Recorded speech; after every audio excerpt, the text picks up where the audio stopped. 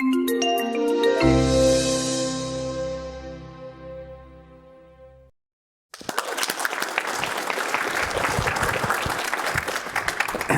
you, Jack. A force of nature here. So a pleasure to be here. I want to just actually tee up a bunch of quick conversations that we can carry to our fireside chat and conversation with you. So first of all, I'm clear that we're alive during the most extraordinary time ever in human history. Right? There's never been a better time to be alive other than perhaps tomorrow. We're at a time where each of us have more power than nation states had, heads of industries had just decades or a century ago. We forget how amazing the world is, right? We forget that 100 years ago in 2019 and 1918, in that 1 year alone, 50 million people died from the Spanish flu, right? 20 odd million people died from World War I. Scale that to today's population, you'd be talking about 250 million people that would have passed away this year. So we forget, despite all of the negative news, what I call the crisis news network and so forth, we're still living in an amazing time. It's also true that I think none of us really understand how fast the world is changing. We're living in a world where technologies across the board are growing exponentially. You know, computation, sensors, networks, AI, robotics, 3D printing, synthetic biology, AR, VR, blockchain, all those technologies are themselves accelerating, but it's the combination of 2, 3, or 4 of those together that are accelerating things. Add to that the notion that in the next 6 years, we're going from 3.8 billion people connected on planet Earth last year at the end of 2017 to 8 billion people connected, right? We're adding 4 billion new minds into the global conversation that have never been there before. And that's a massive empowerment for acceleration. Add to that the fact that we've got more capital available, flowing than ever before. We hit all-time highs in venture funds, seed funding, crowdfunding, ICOs, sovereign investments, so more capital flowing at the same time that all the technology that we're using to make stuff happen is demonetizing faster than ever before, right? The human genome was sequenced for $100 million in 2001. Today, it's circa $500. Illumina is projecting $100 in 1 hour, as is the Beijing Genome Institute. So there's more money. Everything we need to do is cheaper, right? Look at Google Cloud and computational capabilities. And so more people, more money, cheaper stuff, more experimentation. And what it means is we're entering a period of hyper acceleration, right? As I think about how fast the world is going, it's not slowing down. And in fact, you know, it's an acceleration of the acceleration that we're hitting. So that makes for an amazing, amazing future. And one of the things that I focus on a lot is the notion that there is no problem we cannot solve, right? And I'm clear that the right combination of technology, talent, and treasure can take on any problem. And my message to a lot of people around the world is you're now empowered. If you are sick and tired about a problem or you're inspired to solve something, you can. It's a matter of do you give yourself permission to be that audacious and go do it. 100 years ago, the only people who could actually solve a problem at any scale were the nation states, right? Or were the robber barons, the industrialists. And even all they could do was unleash monetary policies or troops or so forth. Today, I just want you to feel and understand how empowered you are to find a problem and solve a problem. That's what gives me hope, that entrepreneurs, by definition, are individuals who find problems and solve problems. And there are more and more entrepreneurs with more and more data, with more and more computational power, with more and more access to capital, solving more and more problems. So I want to give you that perspective for a moment. Another area I'm excited about, I serve as founder and executive chairman of the Xprize Foundation. Jack is, for a while now, since the earliest days, one of my trustees.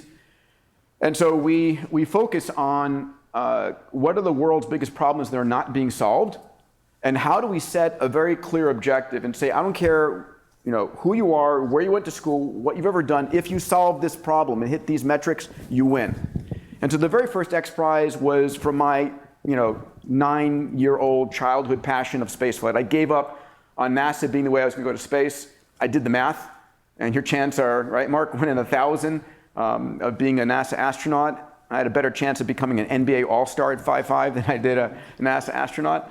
And so when I read that Lindbergh in 1927 crossed the Atlantic to win a $25,000 prize and looked at the numbers, 9 teams spent $400,000 trying to win this $25,000 prize, and Raymond Orteig spent nothing on the losers, only paid the winner. And Lindbergh was the most unlikely guy to do it. So I said, okay, I'm going to create a prize for spaceflight. It's going to be a $10 million prize. $10 million was enough money to inspire the entrepreneurs, but not the Airbus, the Boeing, the Lockheed. I don't want the large players just buying the prize. I wanted true innovation. That $10 million prize inspired 26 teams around the world who spent $100 million. They're all optimists. And Burt Rutan, backed by Paul Allen, who we just lost, funded that prize development and won it with Spaceship One. Richard Branson came in and bought the rights to create Virgin Galactic. Richard has publicly announced he expects a flight to space approximately this month. So fingers crossed, we'll see something. There's 3 weeks left in the month or thereabouts. And then we, on the heels of that, created an amazing board. Very proud that we've had as board members and benefactors Larry and Sergey and Eric and Ann and a multitude of Googlers in the earliest days. And folks like Elon Musk and Jim Cameron and Ratan Tata. And so we've launched a bunch of prizes. Let me give you a few that are active right now just for fun. Elon funded a global learning Xprize. And we asked teams, can you build a piece of Android software that could take a child in the middle of no place from illiteracy to reading, writing, and numeracy in under 18 months? And so Sundar very kindly gave us 5,000 Android tablets. With the World Food Program, we went into Tanzania, where we are right now. We interviewed hundreds of villages, and we found 2,500 kids who knew no Swahili, no English, and put the tablets in their hands. We had 800 teams enter the competition, 141-ish delivered software. We narrowed it to 5 finalists. Those 5 finalists are in 500 tablets each in the villages right now. We're measuring the impact on the child, the family, and the village. And then we're going to open source the winning software. The goal would be that this becomes part of Android kernel, for example. The notion that every time an Android device is built, it's a teacher, right? We're building 1 billion teachers a year. We have to go in those villages and set up power there. So that's one Xprize we're doing. One that we just awarded is called the Water Abundance Xprize. Half the disease burden on planet Earth is due to unclean drinking water. And so we asked the team, could you pull water out of the atmosphere? There are quadrillions of liters of water in the atmosphere. When it condenses on particles, we call it rain. And could you pull the water out of the atmosphere 2,000 liters for under 2 cents per liter from all renewable energy? And we just awarded the winner of that competition about a month ago. I just came back from Greece, and we have an Xprize going on right now on mapping the ocean floor. We've mapped less than 5% of the ocean floor. The physics of salt water makes it very difficult. And so we said, to win this prize, it's $7 million put up by Shell and by NOAA. You've got to build an autonomous vehicle that can launch from land, go out some distance, tens of kilometers into the ocean, then go down 4,000 meters and map 250 square kilometers in 24 hours on its own, return and provide the data, right? So fully autonomous, large-scale mapping. We're down to 5 finalists that are in Greece right now off the coast of the mainland. And I met 2 of the 5 teams. One team is a group of 13 academics and grad students from Germany. Another team is 2 people out of Switzerland. Another team is out of Japan. And it's amazing what they're doing. It's transforming what's possible in ocean. One of my favorite Xprizes going on right now is called the Avatar Xprize. And we've asked teams to build a robotic avatar. So a robot, so imagine I'm not here, I'm back in Santa Monica where I live. And at home, I've got on a pair of VR goggles and a haptic suit. And as I'm moving around, the robot's moving around. As I'm looking at you, the robot's looking at you. So it's basically a remote avatar telepresence to allow you to go and solve a problem, do a medical diagnostic, go into a disaster zone, and so forth. So we have over 400 teams entering that competition. So a lot of Xprize is going on. We can dive into more when Jack and I talk, or you have your questions. Another area I'm passionate about is human longevity. I'm clear we're going to be able to add 10, 20, potentially 30 healthy years in everyone's life, right? Google's got a massive investment in Calico. Besides Calico, there's a multitude of different companies going on right now. Company down in San Diego, Samumed, that's manipulating Wnt pathways, which is a communication pathway. That's a $13 billion private company because the results are extraordinary. They're in phase 2 clinical trials on a multitude of different anti-cancer, hair growth, anti-wrinkles, osteogenesis. I mean, it's incredible what they're doing. You see companies like Unity Biosciences, which are working on senolytic medicines to kill senile cells that have grown to the Hayflick limit and have stopped replicating and then are becoming inflammatory agents. If you can kill those cells and make room for new cells to generate from endogenous stem cells, the organism regenerates and you get an extended lifespan. I have 2 companies in the longevity business. One is in the stem cell business called Cellularity. We have the world's largest bank of placentas. Turns out you can think of the placenta as the 3D printer that manufactures the baby. And that placenta is the richest source of stem cells. And so those stem cells delivered back to an aging organism can extend life 30+%. As we age, our stem cells in our bodies and all the compartments fall off very rapidly over time. And so one of the reasons for aging is we lose the ability to regenerate ourselves, to repair ourselves. Or the stem cells in our body, they will drop 100 to 1,000x in population, but they undergo epigenetic changes, mutations, and so forth, and they're not capable as they were before. So stem cell replenishment is another area. One fun one that I co-founded called Human Longevity. We're down in San Diego. We'll be opening around the country. And what Human Longevity does is you come in for 3 hours.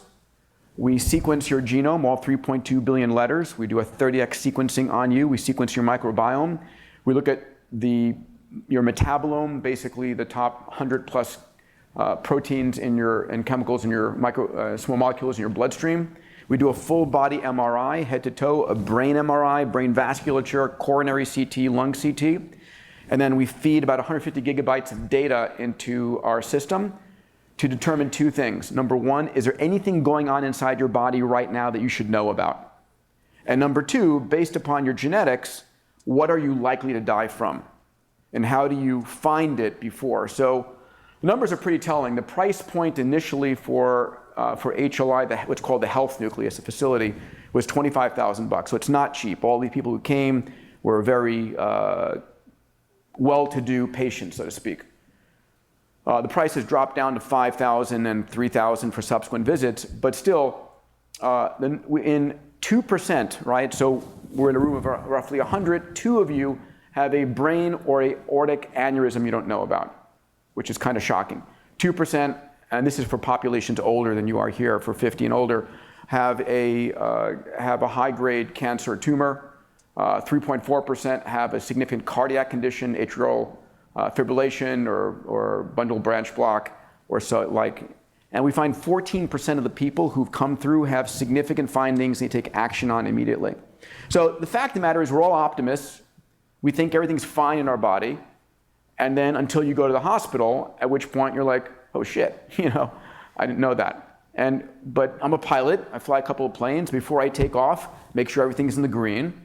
But for most of us, we don't know that. Eventually, we'll all have wearables. We were talking about, I have my Oura ring here, right, with about 14, 15 different sensors that measure my pulse waveform, my temperature, my acceleration, and give me sleep data. I've got my Apple Watch. I've got a small little FRID chip implanted over here. It's got my business card on it. Completely useless, but eventually it'll be something useful. But we'll all have this data uploaded to give us minute by minute how we're doing. And the goal, people say, I don't want to know if anything's wrong with me. Bullshit, of course you want to know. And you want to solve it right then at the very beginning when it's most solvable, right? So it's going from sick care, which is what it is right now. We take care of you after you're sick, to health care, to find anything at stage 0. So I'll close Singularity University. Ray and I, 10 years ago, what month are we in? 10 years ago, 2 months ago, we announced Singularity University. I was reading Ray's book, The Singularity is Near, and I said, there's no place in the world you can go, not Harvard, not MIT, not Stanford, not Supiro, whatever it might be, that you can go and actually get an overview of all the exponential technologies and understand what they're able to do in convergence. So we created a graduate program. It's now called the Global Startup Program. Our goal is 1,000 startups a year. And then we started executive programs, 6-day programs, where executives come in and we give them an overview of what's going on in all the technologies and how they're converging. And it's really about, awareness and education. But we're growing, a good clip of 30 to 50% year on year. So I'll pause there and bring in the maestro. Thanks, Peter. Great opening talk. Thank you. Let's start with connectivity. 1969, ARPANET. It's taken 50 years since then to get 3 billion, just about 40% of the world connected. 4 billion people not yet connected to the internet, to everything that in this room we work on, we build on, we engage in, and other companies up and down Silicon Valley and around the world. Talk to us about a world, the numbers indicate, not from us, but from third-party sources, that while it took 50 years to get to 3 billion, we might get the next 3 billion, that is the doubling of the number of people on the internet, within 6, maybe 7 years. So very, very soon. Paint us a picture of that world, a world where suddenly, huge swaths of countries and others that are not online today suddenly become part of not just the information flow, but also the global economy, buying, selling, putting stuff into markets. Talk to us about that kind of world. Great question. So first of all, the layers of connectivity that are coming online, right? 5G is probably one of the biggest, incredible explosions coming online. We'll see test deployments in 2019 and really full deployments in 2020 and onward. And 10 gigabit connection speeds means you're downloading a movie in a fraction of a second. You take your new LG TV set, you put it on the wall, you plug in the power, and it's got 500 channels all of a sudden. So 5G is gonna spread like kudzu on the planet. But on top of that, obviously, Loon has now been spun out as its own company. You've got $1.2 billion of money from Masasan at SoftBank backing OneWeb. Then you've got Elon, who has gotten FCC permission for 11,000 satellites. A 4,000 satellite layer and a 7,000 satellite layer called Spacelink, right? Starlink. Which is incredible. And then you've got terabit Boeing satellites in a MEO orbit. So we're basically covering the entire planet with bandwidth. And then on top of that, we're going to all have all of these microcells on non-licensed bands. I think eventually we're all going to be dribbling bits all the time, and our AI is going to be negotiating prices on different mechanisms. So that sounds like a great future, dribbling bits. Dribbling bits. We're all dribbling bits. We're all going to be dribbling bits. I think we're all going to have our own personal version of Jarvis eventually, right? Google Now and Echo and Siri are all versions of that, which you give permission to have access to everything: your email, your conversations, your microbiome, your bloodstream, and it's transacting constantly. But so 8 billion people potentially connected in the next 6 years. As the price comes down, now the question is, can they afford these devices? Right? And so can the poorest people in the world afford those devices? So I've seen years ago engineering drawings for a $20 cell phone or a $20 tablet. There is a price point at which the price of the device gets so cheap that Google is going to give them away, right? And Amazon's going to give them away to get the traffic, to get the data, to get the transactions. So I think we are heading very quickly towards a world of 8 billion people that are digitally connected. And if you do the math, right? I mean, and I'm screaming this from the rooftops, and no one's talking about this, which drives me nuts because 4 billion new people connected, and if they're just transacting, on the average $10 a day, that's tens of trillions of dollars flowing into the global economy that no one's talking about. And the markets, all of these 4 billion new digital newbies are all going to want insurance and banking and education and healthcare. They're also going to be creating content, right? They're going to be creating content. So right now, there's a certain number of dominant players creating a lot of the content, and also, of course, there's distributed content and crowdsourced content, but 4 billion people are not yet part of that conversation. And what's going to happen is they'll generate content, they'll generate revenue, but they're also going to demand these services at de minimis, freemium prices. And I talk to insurance companies and banks, and I say, listen, this is coming. They say, but that's not my marketplace. So well, it's fine. It's not your marketplace today, but some entrepreneur within 50 kilometers of ground zero here is working on delivering value to those individuals with a new business model. And then when it starts working, they'll bring it back to New York and Chicago and eat your lunch there. Great. Let's switch gears because we have a limited time. Let's go. You open with genomics. The first genome sequence, Craig Venter's genome, was about 3 billion, went down to 100 million, hit 1,000, now about 500, and as you mentioned, probably we're on the way to $100 or even less. And of course, the analysis with that is as important as the sequencing itself, and that's starting to ramp up the bioinformatics around it. Estimates are that right now, in total, putting aside smaller genomic tests, but in terms of whole genome sequencing, there maybe are a few 100,000, maximum 1 million people who maybe have, out of 7+ billion people. When do we get to a critical mass that helps us understand the significance of billions of those base pairs that we don't understand yet the sequence significance of? In other words, we have a lot of good sense about the usual 500 that are cancer drivers, that are oncogenes. We don't have a good sense of literally billions plus of some of those base pairs in sequence. Tell us about the critical mass we need to start to understand the sample size that we need to really draw conclusions.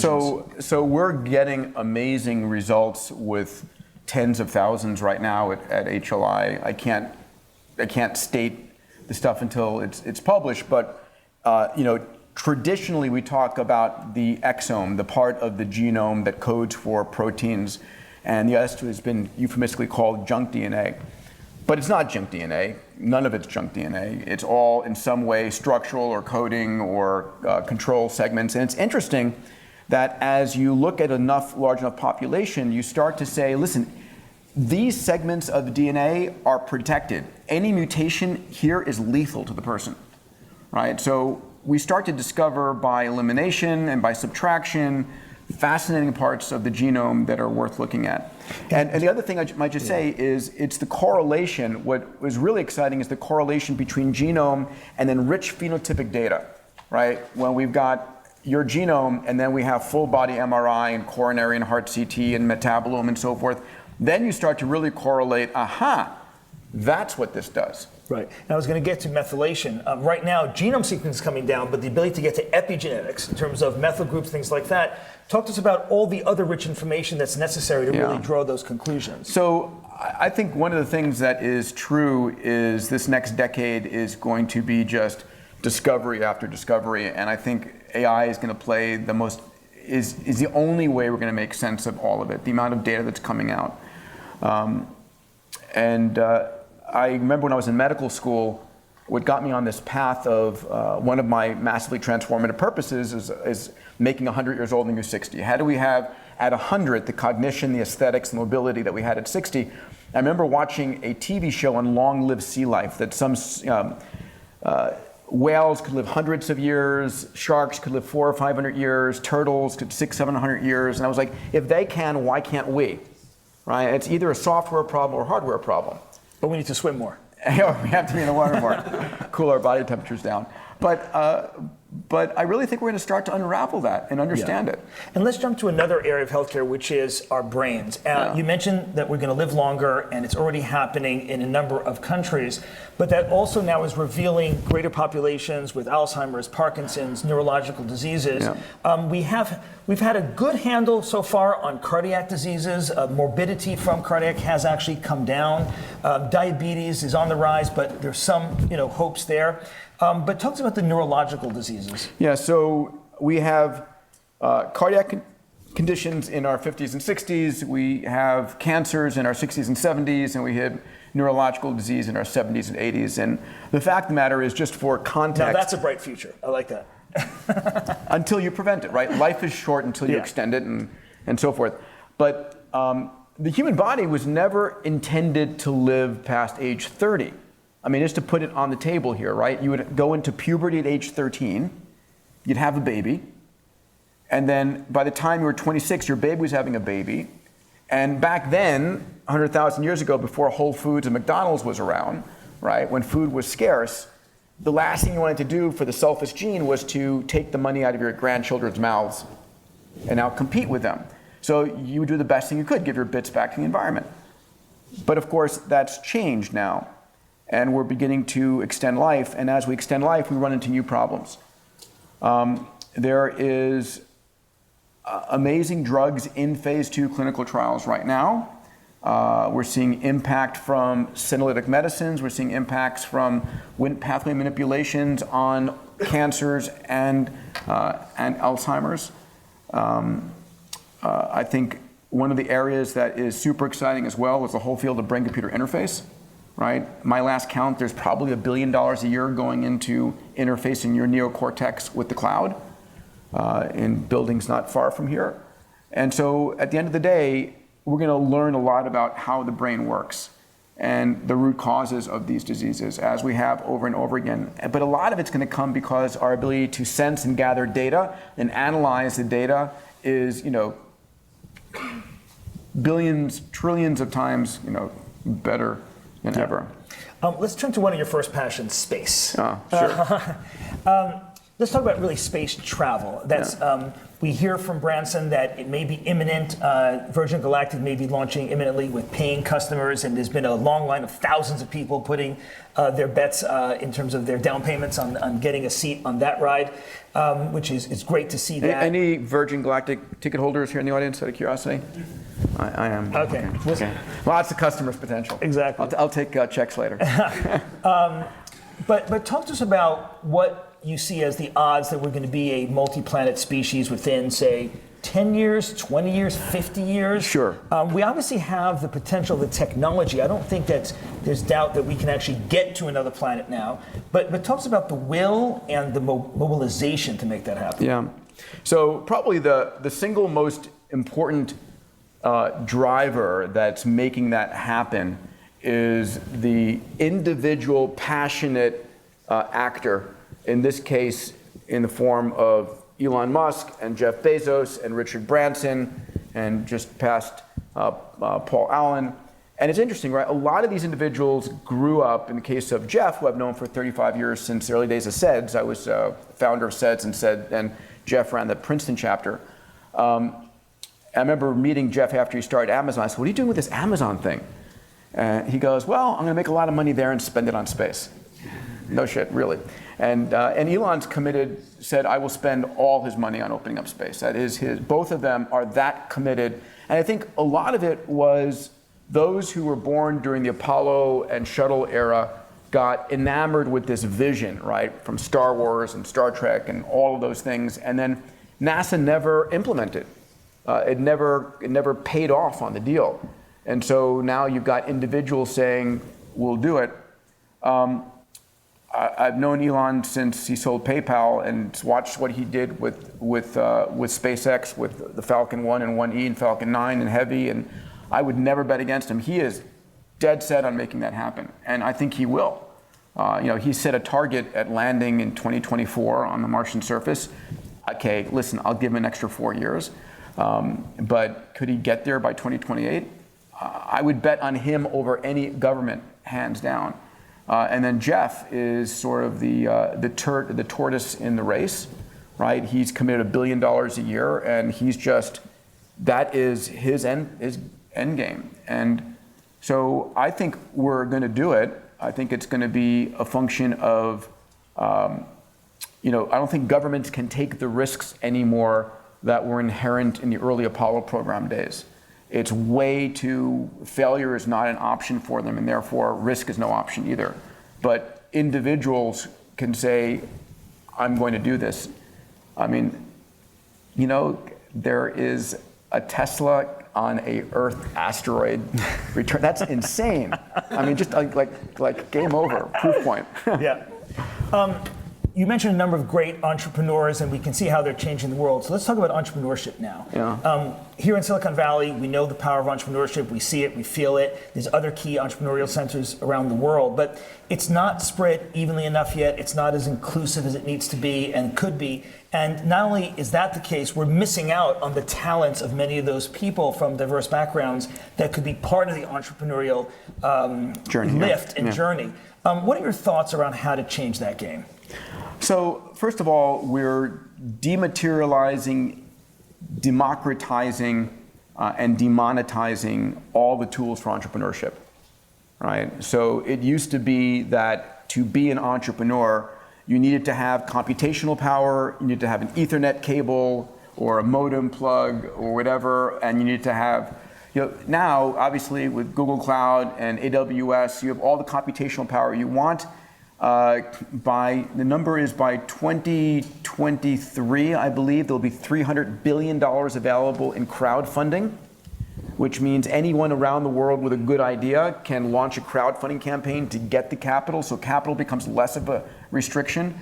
Obviously, Google makes the world's information available, so what used to be scarce resources, bandwidth. I remember back in 2001, I had a stealth company called Blastoff.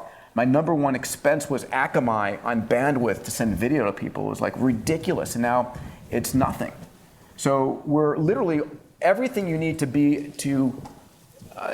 create an entrepreneurial startup is becoming available globally at lower and lower costs.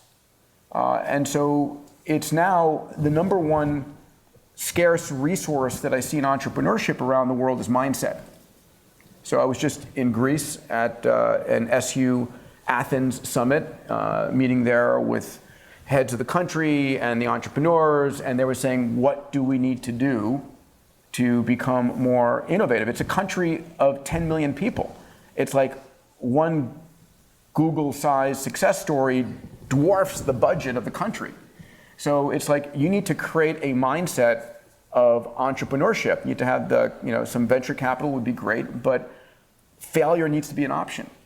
So a lot of Central and South American countries, if you fail, it's a black mark for life, right? Here, we call it success. At X, you celebrate a failure every week when someone gives up their company and say, we're going to spend our money and our time someplace else better. That's amazing. So it's teaching that mindset of failure. I had this conversation with Ratan Tata, one of our fellow trustees, who in India, it's really hard. If you fail, you're screwed. And so you don't take big steps. And so he wanted to sort of dismiss that ethos. And so he was like, we're going to celebrate failure. We're going to celebrate a great idea that was worth trying, that failed, and give this person their next shot. So speaking of the mindset breakthrough, and then we'll turn to one or two questions to the audience if people want to line up at the mic if people have questions. SU has now trained, thousands of people, it must be now, in exponential thinking, and through Xprize and others, you've also touched a lot of people and changed a lot of people's mindset about what is possible. When you go back to the news reports on polio back in the early part of last century, it's written in such a way that people never thought it could be overcome. Right. Today, when people speak about cancer, yes, incremental progress, but most people, when you ask them, they don't believe that in their lifetime we're going to see the management and containment, of cancer. So identify for us 3 or 4 things that you think we should apply exponential breakthrough thinking and we're not doing today. And we're going to look back 30, 40 years from now and say, we were people like polio, looking at polio the same way, that we should have had a different mindset. Sure. So let me talk about where the places we're doing Xprizes as a perfect example, right? So first of all, we are in final steps for what I hope will be a $100 million cancer Xprize for going beyond liquid biopsy, but for very early detection. Something like a blood test or something like a pap smear or something that is tens of dollars, very easy to do type of detection. We're also working on an Alzheimer's Xprize, same order of magnitude. One of my favorite prizes that I want to do right now is a fire detection and extinction Xprize. The idea that we don't know when a fire starts is ridiculous, right? So this is a simple Xprize for me. A team is given 500 square kilometers of forest land, and you have to detect a fire above a certain lumen level, let's say 5 campfires worth, right? And you have to put it out within 10 minutes. And I don't care how you do it, with drones, with water balloons, whatever the case might be. I think if that technology exists, insurance makes it possible and deploys it across all forest lands, we don't have devastating forest fires again, right? So I'd love to do that. Working on a earthquake prediction Xprize. I think it's a massive data play. There's no way in the world that a magnitude 6 earthquake doesn't leave digital trails before it unleashes 30 Hiroshima bombs of energy. Working on a hurricane trajectory prediction Xprize. So it turns out that all those wide area projections of a hurricane cause devastation. And if you can measure wind velocity at 10 meters above the center of the eye of a hurricane, that's the missing data. So is there a drone or a technology for doing that accurately?